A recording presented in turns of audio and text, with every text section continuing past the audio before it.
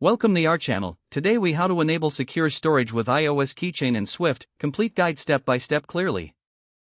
To enable secure storage with iOS Keychain and Swift, start by importing the security framework in your Swift. Next, define a function to store sensitive data in the keychain. Inside the function, convert the data you want to store into a data object. Use the Keychain API to create a query dictionary that will store attributes for the item. Set the KSEC class attribute to KSEC class generic password for generic password storage. Add the KSEC account key to the query dictionary to specify a unique identifier for your item.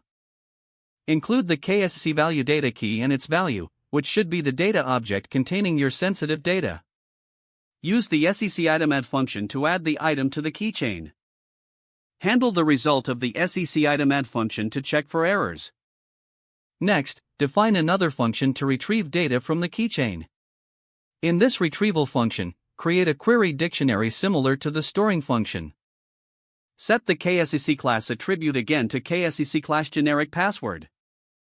Add the KSEC account key with the same unique identifier used during storage. Set KSEC return data to KCF boolean true to ensure the function returns the data. Set KSEC match limit to KSEC match limit 1 to limit the search to one matching item. Use the SEC item copy matching function to fetch the item from the keychain. Handle potential errors that may occur during retrieval. Convert the retrieved data object back into the original format used for storage. Lastly, define a function to delete data from the keychain if no longer needed. Create a query dictionary identical to the ones used in the previous functions. Use the SEC item delete function to remove the item from the keychain. Check the result to ensure the deletion was successful.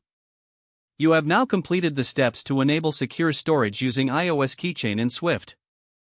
If the page does not load, refresh the browser or try again in a private or incognito window.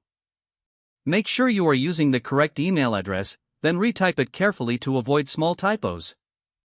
If your password is not accepted, use the reset option and create a new strong password you can remember. Check your spam folder for verification or security emails, then complete any requested confirmation steps. Enable two-factor authentication if available to improve account security and reduce unauthorized access risk. Don't forget to like this video and subscribe to our channel for more step-by-step tech guides.